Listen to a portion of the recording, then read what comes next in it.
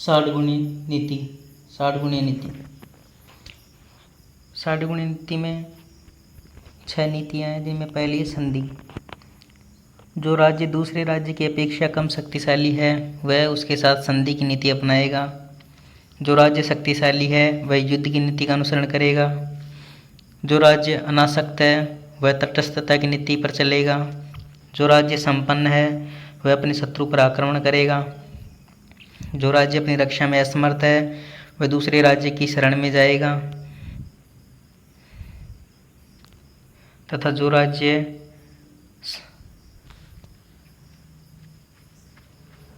राज्य समझेगा कि अपने लक्ष्य की प्राप्ति के लिए दूसरे राज्य की सहायता आवश्यक है वह एक राज्य के साथ शांति समझौते का तथा दूसरे राज्य के साथ युद्ध नीति का पालन करेगा। दूसरा है 60 गुणी नीति का दूसरा गुण है विग्रह। कौटिल्य राजनयिक संबंध को सैन्य संघर्ष, जिसके लिए उन्होंने संग्रामिका शब्द का प्रयोग किया है, की अपेक्षा अधिक महत्व देता है। कौटिल्य जो है वह राजनयिक संघर्ष को सैन्य संघर्ष से ज़्यादा महत्व देता है। और तीसरा गुण है आसन। आसन से कौटिल्य का अभिप्राय सशस्त्र तटस्थता से है। दूसरे शब्दों में आसन का अर्थ युद्ध की घोषणा के पश्चात शत्रु के प्रति बाह्य शांति तथा निष्क्रिय मुद्रा अपनाना है। आसन का अर्थ शत्रु पर आक्रमण की तैयारी दिखाकर युद्ध की सी स्थिति बनाए रखने से है, न कि वास्तविक युद्ध से है। चौथा गुण है यान। कौटिल्य के अनुसार पूर्ण रूप से अपने राज्य की सुरक्षा निश्चित करके विजिगीषु की सेना आक्रमण हेतु आगे बढ़ सकती है। कौटिल्य ने 3 प्रकार के यान की चर्चा की है। एक तो विग्रह यान, एक संदपयनम और एक संभ्रय प्रयनम। तो कौटिल्य ने 3 प्रकार के यान की चर्चा की है। एक तो विग्रह यान, एक संदपयनम और एक संभ्रय प्रयनम। तो विग्रह यान का मतलब है जब विजिगीषु अपने शत्रु को समस्याओं में घिरा हुआ, उसकी प्रजा को निराश तथा उसके राज्य को महामारी के चंगुल में पाता है, तब वह उस पर आक्रमण कर सकता है। संदपयनम में का मतलब है कि राजा अपने पीछे स्थित शत्रु से शांति संधि करके अपने आगे स्थित शत्रु के राज्य पर आक्रमण कर सकता है। और संभ्रयपयनम का मतलब है राजा विभिन्न प्रकार के संसाधनों वाले कई राज्यों की संघ का निर्माण कर तथा युद्ध से प्राप्त धन के बंटवारे का प्रतिशत तय कर शत्रु की सीमा पर चढ़ाई कर सकता है। 5वां गुण है संश्रय। संश्रय का मतलब है इसका शाब्दिक अर्थ समर्थन है तथा वृहद तौर पर इसका आशय मित्रों का समर्थन प्राप्त करना है। मनु ने 2 प्रकार के संश्रय का वर्णन किया है। प्रथम ऐसी मैत्री जो राजा अपने शत्रु के अत्यधिक दबाव में आकर करता है तथा द्वितीय वैसी मैत्री जो राजा अपने संभावित आक्रमणकारियों को भयभीत करने के लिए करता है। कौटिल्य के अनुसार किसी भी प्रकार की मैत्री संधि को अस्थायी समझा जाना चाहिए। 6ठा गुण है द्विधि भाव। इसका अर्थ दोहरी नीति का अनुसरण अर्थात एक के साथ संधि तथा दूसरे के साथ विग्रह की नीति अपनाना है। हाँ, हमें 5 प्रकार की द्विधि भाव का ज्ञान होता है। पहले मिथ्या चिंतन, दूसरा है मिथ्यावचनम संयम। तो मिथ्या चिंतन का मतलब है किसी राजा के प्रति घृणा का भाव रखना परंतु उसके प्रति मित्रता का स्वांग रचना, यह है मिथ्या चिंतन। और मिथ्यावचन संयम का मतलब है कि अपने जीवा से कुछ और बोलना परंतु अपने मस्तिष्क में कुछ और होना।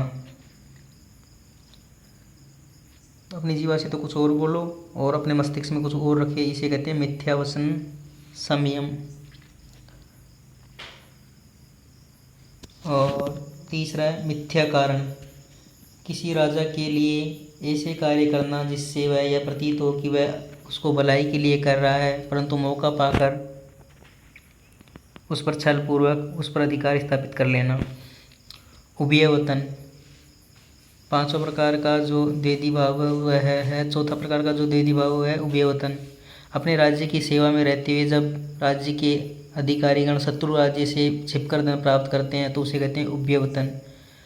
और 5वां द्विधि भाव है युगम प्रवर्तक।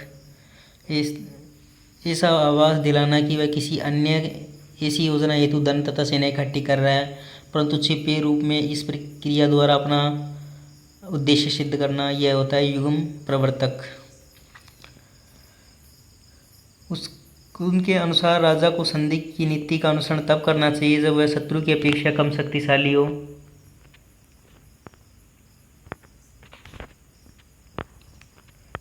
कौटिल्य के अनुसार राजा को संधि की नीति का अनुसरण तब करना चाहिए जब वह शत्रु की अपेक्षा कम शक्तिशाली हो। अगर वह शत्रु से अधिक शक्तिशाली है तो उसे विग्रह की नीति का पालन करना चाहिए। अगर वह तथा उसका शत्रु समान शक्तिशाली वाली है तो उसे आसन की नीति अपनानी चाहिए। अगर राजा शक्तिशाली हो तब उसे यान अर्थात शत्रु के राज्य पर आक्रमण हेतु प्रस्थान करना चाहिए। अगर वह शक्तिहीन अनुभव करे तो उसे संश्रय अथवा शरण की नीति का सहारा लेना चाहिए। देदी भाव की नीति तब कारगर सिद्ध होती है जब राजा अपने शत्रु से युद्ध करने हेतु दूसरे का सहयोग चाहता हो। षाड्गुण्य का मुख्य उद्देश्य राजा को आगे चलकर शत्रु की अपेक्षा अधिक शक्तिशाली बनाना है। उनके अनुसार सफलता अगर युद्ध तथा शांति दोनों से प्राप्त होती है तब राजा को शांति का मार्ग ही बनाना चाहिए, क्योंकि युद्ध से मनुष्यों, जन तथा धन दोनों की हानि होती है। गुप्तचर व्यवस्था। कौटिल्य ने 9 प्रकार के गूढ़ पुरुष अथवा गुप्तचरों को बताए हैं। पहला है कापाटिक, दूसरा उदयास्थितिक, तीसरा ग्रहपतिक और चौथा है वेदेहक, 5वां तापस, 6ठा स्त्री, 7वां तीक्ष्ण, 8वां रसद और 10वां भिक्षुकी। इन गुप्तचरों को 2 भागों में बांटा है। पहला तो एक स्थान पर रहने वाले गुप्तचर और दूसरा है ब्राह्मणशील गुप्तचर। एक स्थान पर रहने वाले गुप्तचर हैं कापाटिक, उदयास्थितिक और ग्रहपतिक, वेदेहक और तापस। कापाटिक वो होते हैं जो दूसरे के रहस्यों को जानने वाला दबंग और विद्यार्थी की वेशभूषा में रहने वाला गुप्तचर को कहते हैं कापाटिक। तथा उदयास्थितिक उसे कहते हैं जो सन्यासी के वेश में रहे, अपने शिष्यों सहित कृषि, पशुपालन तथा व्यापार के नियत स्थानों पर रहकर अपना कार्य करने वाला गुप्तचर होता है, उसे कहते हैं उदयास्थितिक। ग्रहपतिक उस गुप्तचर को कहते हैं जो बुद्धिमान, पवित्र, अध्यय और गरीब किसान के वेश में रहने वाले गुप्तचर को कहते हैं ग्रहपतिक। वेदेहक व्यापारी के वेश में रहने वाला गुप्तचर वेदेहक होता है। तापस जीविका के लिए सिर मुंडवाए या जटा धारण किए राजा का कार्य करने वाला गुप्तचर तापस कहलाता है। अब ब्राह्मणशील गुप्तचर हैं। ऐसे कौटिल्य ने ऐसे गुप्तचरों को संसार की संज्ञा दी है। कौटिल्य ने ब्राह्मणशील गुप्तचरों को संसार की संज्ञा दी है और ब्राह्मणशील गुप्तचर हैं स्त्री, तीक्ष्ण, रसद और भिक्षुकी। तो कौटिल्य ने स्त्री वे गुप्तचर होते हैं ऐसे गुप्तचर जो राजा के संबंधी न हो किंतु जिनका पालन पोषण के लिए राजा के लिए आवश्यक हो, जो सामुद्रिक विद्या, ज्योतिष, व्याकरण, वशीकरण, इंद्रजाल, धर्मशास्त्र में निपुण होते हैं, उन्हें कौटिल्य ने स्त्री की संज्ञा दी है। तीक्ष्ण देश में रहने वाले ऐसे व्यक्ति जो धन के लिए अपने प्राणों की भी परवाह न करते हैं तथा हाथी, बाघ, सांप से भिड़ जाते हैं, कौटिल्य ने इन्हें तीक्ष्ण कहा है। और रसद अपने बंधुओं से भी स्नेह न करने वाला क्रूर प्रवृत्ति और आलसी स्वभाव वाले व्यक्ति को कौटिल्य ने रसद कहा है। रसद का मतलब होता है जहर देने वाला।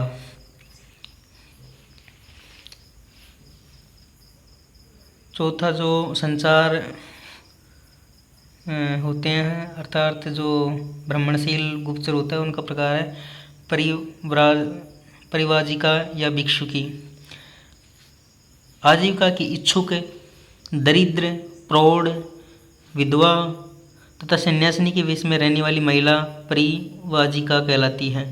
इस प्रकार मुंडा अथवा मुंडित, बौद्ध भिक्षुणी और वत्सली आदि नारी गुप्तचरों को भी कौटिल्य ने संचार गुप्तचरों के अंतर्गत उल्लेख किया है। संधि के प्रकार।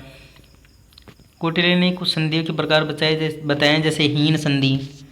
हीन संधि एक विशेष प्रकार की संधि है जो बलवान राजा के साथ एक कमजोर राजा अपनी सुरक्षा और हित संवर्धन के लिए करता है। अमीश संधि जब पराजित राजा विजयी राजा के समक्ष अपनी सेना धन के साथ समर्पण कर दे तो उस संधि को कहते हैं अमीश संधि।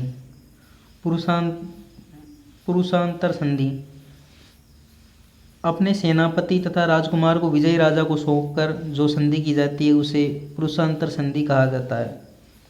उपग्रह संधि, यह वह संधि है जिसमें धनराशि निश्चित हो जाती है, यह किस्तवार धन अदा करने पर बल देती है, उसे कहते हैं उपग्रह संधि। मित्र संधि, यह एक अलग प्रकार की संधि है जो दो मित्र राजाओं के बीच परस्पर हित पूर्ति के लिए की जाती है, वह होती है मित्र संधि। विषम संधि, यह दो राज्यों के बीच दो अलग अलग कार्यों को करने का समझौता है। इसमें एक राज्य हिरण्य तथा दूसरा भूमि का कार्य करता है। और जो सातवीं प्रकार की संधि वह है भूमि संधि, यह दो राज्यों के बीच भूमि प्राप्त करने हेतु किया गया समझौता है, इसे भूमि संधि कहते हैं। अब पढ़ेंगे सामाजिक व्यवस्था। सामाजिक जीवन को धर्म पर आधारित होना चाहिए। अर्थशास्त्र वर्णों पर आधारित भेदभाव को नहीं मानता है तथा प्रशासन में योग्यता के आधार पर सभी को समान अवसर देता है। जीवन को चार भागों में बांटा है जिन्हें आश्रम व्यवस्था कहा जाता है। कौटिल्य ने अर्थशास्त्र में चार भागों में जीवन को बांटा है जिन्हें आश्रम व्यवस्था कहा जाता है। पहला है ब्रह्मचर्य, दूसरा गृहस्थ, तीसरा वानप्रस्थ और चौथा संन्यास। वर्ण व्यवस्था को समाज में श्रम विभाजन के व्यवहारिक सिद्धांत के रूप में मान्यता देता है। कौटिल्य है जो इस वर्ण व्यवस्था को मान्यता तो देता है लेकिन किस रूप में? श्रम विभाजन के व्यवहारिक सिद्धांत के रूप में। मनु के विपरीत कौटिल्य ने स्त्री और शूद्रों को संपत्ति के अधिकार को मान्यता दी है। कौटिल्य ने स्त्रियों और शूद्रों को संपत्ति का अधिकार की मान्यता दी है। अब कौटिल्य के धर्म संबंधी विचार देखते हैं। कौटिल्य राज्य को धर्म का सृजनकर्ता नहीं अपितु धर्म का संरक्षक मानता है। राज्य धर्म के द्वारा प्रजा के व्यवहार को नियंत्रित करता है। कौटिल्य ने सुख का आधार धर्म को बताया है। कौटिल्य के अर्थव्यवस्था संबंधी विचार। कौटिल्य ने सर्वप्रथम वार्ता को शूद्र वर्ण की सामान्य वृत्ति माना है। वार्ता का मतलब कृषि का, वार्ता में आता है कृषि, पशुपालन और वाणिज्य। अर्थशास्त्र में भूस्वामी को क्षेत्रक कहा गया है और काश्तकार को उपवास कहा गया है।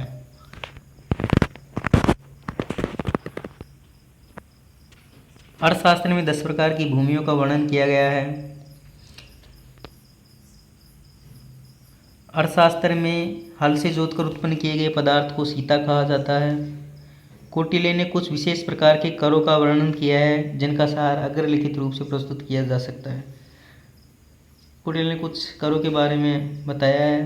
पहला है सीता कर।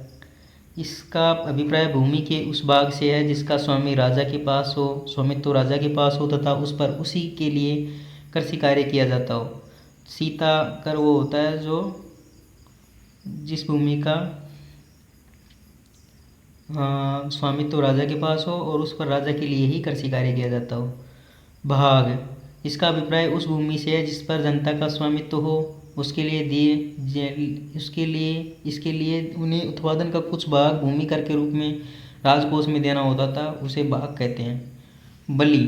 बलि कर, बलि एक प्रकार का छढ़ावा था जो जनता से वैदिक काल में से ही प्राप्त किया जाता था। यह संभवतः किसी धार्मिक अनुष्ठान के समय राजा को दिया जाता था। अगला है कर, एक विशेष प्रकार का सामान्य नाम उस सभी प्रकार के आर्थिक योगदानों के लिए था जो जनता से प्राप्त किए जाते थे। इसमें आर्थिक दंड को सम्मिलित नहीं किया जाता था। पिंड कर, इसे कभी कभी लागू किया जाता था। संभवतः यह राजा द्वारा किए गए अंत्योष्टि अथवा श्राद्ध क्रम पर लगाया जाता था। कौटिल्य के गणतंत्र के संबंध में विचार क्या है? हालांकि कौटिल्य राजतंत्रात्मक राज्य व्यवस्था का समर्थक है पर उसने अर्थशास्त्र में गणतंत्र की विशेषताएं व कमियां भी बताई हैं। विशेषता के संदर्भ में उन्होंने लिखा है कि इस पर विजय प्राप्त करना अत्यंत दुष्कर है। कौटिल्य कहता है कि गणतंत्र पर विजय प्राप्त करना अत्यंत दुष्कर है। विजय में कठिनाई के उनके दो कारण गिनाए। विजय में कठिनाई के उन्होंने दो कारण बताए। पहला कारण तो है जनता पर अत्याचार नहीं होते तथा ये गणतंत्र एकल शासक वाली बुराइयों से मुक्त होते हैं। द्वितीय कारण यह है कि यहाँ सामूहिकता होती है जो इन्हें शक्तिशाली बनाती है।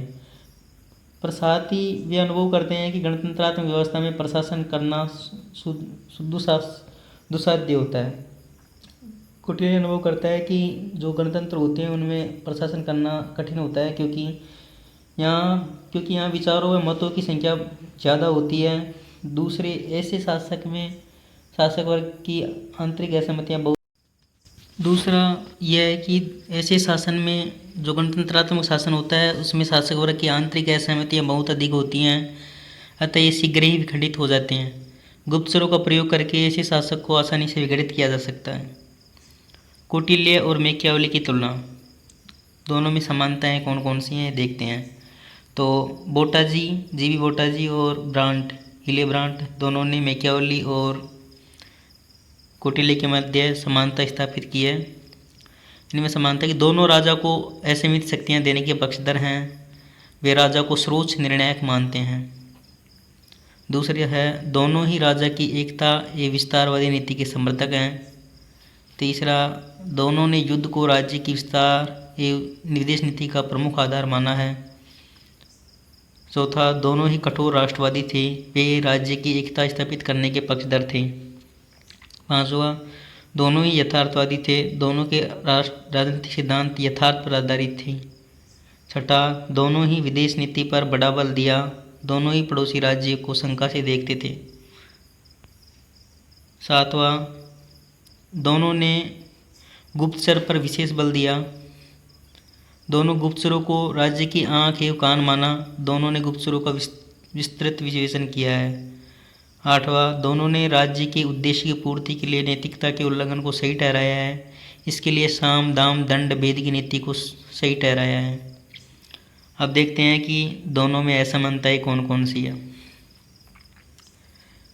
असमानता की बात करें तो प्रिंस केवल राजनीति से संबंधित है, जबकि अर्थशास्त्र राजनीति तथा मानव जीवन के प्रत्येक क्षेत्र से जुड़ा है।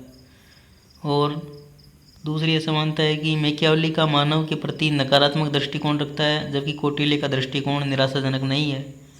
तीसरी असमानता है कि मैकियावेली का मुख्य उद्देश्य राज्य की सुरक्षा को बनाए रखना है, जबकि कौटिल्य का उद्देश्य व्यापक राज्य एवं शासन व्यवस्था का प्रतिपादन करना है। चौथी असमानता है कि कौटिल्य ने विदेश नीति पर प्रकाश डाला है, इसके लिए राजदूत आदि का व्यापक वर्णन किया है, जबकि मैकियावेली में इसका अभाव है। प्रोफेसर मधुकर श्याम चतुर्वेदी कहते हैं कि राज्य के मूल प्रयोजनों की दृष्टि से कौटिल्य और मैकियावेली के विचार न केवल भिन्न भिन्न हैं बल्कि एक दूसरे के विपरीत हैं। और चतुर्वेदी जी कहते हैं कि राज्य के स्वरूप के प्रति कौटिल्य और मैकियावेली का दृष्टिकोण भी बिल्कुल भिन्न है। आगे चतुर्वेदी जी कहते हैं कि कौटिल्य और मैकियावेली के मध्य समानता सतही है, वास्तविक नहीं है। अर्थात मधुकर चतुर्वेदी जी कहते हैं कि जो कौटिल्य और मैकियावेली के मध्य जो समानता है ना वो केवल सतही है, वास्तव में समानता नहीं है। अब संक्षेप पढ़ते हैं। कौटिल्य वर्ण व्यवस्था का पक्षधर है, पर मनु के विपरीत वर्ण का आधार जन्म को नहीं बल्कि कर्म को मानता है। महिला उत्तराधिकार का समर्थक है कौटिल्य, और दंड में समानता के सिद्धांत का विरोधी है कौटिल्य। धर्मनिरपेक्ष राजनीति व धर्म का पृथक्करण लोक कल्याणकारी राज्य का समर्थन करता है कौटिल्य। और कौटिल्य द्वारा वर्णित राजा के 7 अंगों में पुरोहित नहीं है, यह धर्मनिरपेक्षता को परिलक्षित करता है। कौटिल्य ने दंड राजनीतिक व्यवस्था को साध्य नहीं बल्कि साधन माना है। कौटिल्य का अर्थशास्त्र शासन कला पर लिखा गया, न कि राजनीतिक सिद्धांतों व दर्शन पर लिखा गया है। अर्थशास्त्र में यथार्थवाद, धर्मनिरपेक्षता, नैतिक निरपेक्षता का समर्थन किया गया है, पर इसमें भौतिकवाद का समर्थन भी नहीं किया गया। कौटिल्य द्वारा अर्थशास्त्र में वर्णित नौकरशाही व्यवस्था वर्तमान ढांचे से काफ़ी साम्य रखती है। कौटिल्य प्रथम विचारक है जिन्होंने चेतनापूर्ण अखिल भारतीय साम्राज्य बनाने की आवश्यकता पर बल दिया है।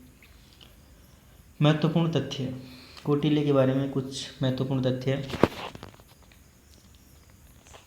तो कौटिल्य इंद्रियों पर नियंत्रण रखने वाले राजा को ही सफल मानते हैं तथा राजा के 6 शत्रु मान्य हैं। पहला है काम, दूसरा क्रोध, तीसरा लोभ, चौथा अहंकार, पांचवा मद, छठा अत्यधिक हर्ष। तो राजा के ये 6 शत्रु होते हैं, काम, क्रोध, लोभ, अहंकार, मद और हर्ष। धर्म के विपरीत आचरण को रोकना राजा का पुनीत कार्य है। राजा न्याय का स्रोत है। कानून के 4 स्तंभ हैं। पहला है धर्म, दूसरा व्यवहार, तीसरा चरित्र और चौथा न्याय। अर्थात पहला है पवित्र कानून अर्थात धर्म, दूसरा है प्रमाण अर्थात व्यवहार, तीसरा है इतिहास अर्थात चरित्र, चौथा है राज्यादेश अर्थात न्याय। तो कानून के 4 स्तंभ हैं: पवित्र कानून, प्रमाण, इतिहास और राज्यादेश। नारी के अधिकारों से संबंधित अनेक प्रावधान अर्थशास्त्र में है। उत्तराधिकारों के नियमों व संपत्ति के अधिकार संबंधी नियमों का भी वर्णन है। अर्थशास्त्र में ऊंची और नीची जाति के मध्य प्रचलित भेद का वर्णन मिलता है। राज्य की सुरक्षा एवं इस हेतु निरंकुश संप्रभुता का वर्णन है। मैकियावेली की भांति कौटिल्य इस साध्य हेतु कोई भी साधन अपनाने की सलाह राजा को देते हैं। बंदोपाध्याय NC बंदोपाध्याय के अनुसार कौटिल्य द्वारा वर्णित राज्य न बहुलवादी है और न एकलवादी। यह तो बहुलवादी एकलवाद है। बंदोपाध्याय कहते हैं कि राजा कौटिल्य का जो राज्य है न तो बहुलवादी है और ना ही एकलवादी, बल्कि वो कैसा राज्य है? बहुलवादी एकलवाद। VC सेन ने अपनी पुस्तक इकोनॉमिक्स इन कौटिल्य में कहा है कि कौटिल्य ने एक विकासशील अर्थव्यवस्था एवं नियोजित राज्य के उदाहरण का प्रतिपादन किया है। VC सेन कहते हैं कि कौटिल्य ने विकासशील अर्थव्यवस्था तथा एक नियोजित राज्य के उदाहरण प्रतिपादित किए हैं। और मधुकर श्याम चतुर्वेदी जी का मत है कि कौटिल्य के अनुसार जनता की नैतिक और भौतिक समृद्धि, लौकिक और पारलौकिक कल्याण और वितरणात्मक न्याय को सुनिश्चित करना राज्य के अस्तित्व का मूल प्रयोजन है। तो श्याम चतुर्वेदी जी कहते हैं कि कौटिल्य का जो राज्य है उसका मूल प्रयोजन है कि एक तो जनता की नैतिक और भौतिक समृद्धि, दूसरा लौकिक और पारलौकिक कल्याण और वितरणात्मक न्याय को सुनिश्चित करना, ये प्रमुख उसके प्रयोजन होंगे। कौटिल्य कहता है कि यदि राजा संपन्न हो तो उसकी समृद्धि से जनता भी समृद्ध होगी। कौटिल्य पर कुछ पुस्तकें लिखी गई हैं, उनके बारे में हम चर्चा करते हैं। तो एक परमहंस जिंदानंद जी के द्वारा लिखी गई है एथिक्स ऑफ चाणक्य। तो एथिक्स ऑफ चाणक्य बुक लिखी गई है परमहंस जिंदानंद के द्वारा। और Kautilya concept of diplomacy and new interpretation, ये भारती मुखर्जी की पुस्तक है। भारती मुखर्जी ने अपनी पुस्तक लिखी है Kautilya concept of diplomacy. VK Gupta ji की पुस्तक है कौटिल्य जूरिस्प्रूडेंस। तो कौटिल्य जूरिस्प्रूडेंस पुस्तक है वो है VK गुप्ता की। कौटिल्य जूरिस्प्रूडेंस पुस्तक VK गुप्ता की है। कौटिल्य अर्थशास्त्र एंड अप्रेजल, यह है पुष्पेंद्र कुमार की। और एक पुस्तक है द कौटिल्य, यह पुस्तक लिखी है सचिन शर्मा ने। और Kautilya the first great political realist, ये पुस्तक है रोजर बोयस्की ने पुस्तक लिखी है Kautilya the first great political realist. और चाणक्य नीति एवं कौटिल्य अर्थशास्त्र, यह पुस्तक लिखी है श्रीकांत प्रसून ने। और कौटिल्यनोमिक्स फॉर मॉडर्न टाइम, यह लिखी है बाला सुब्रमण्यन ने। और कौटिल्य अर्थशास्त्र लिखी है श्यामलेश कुमार त्रिपाठी ने। और चाणक्य टुडे लिखी है दीपावली सेन के द्वारा।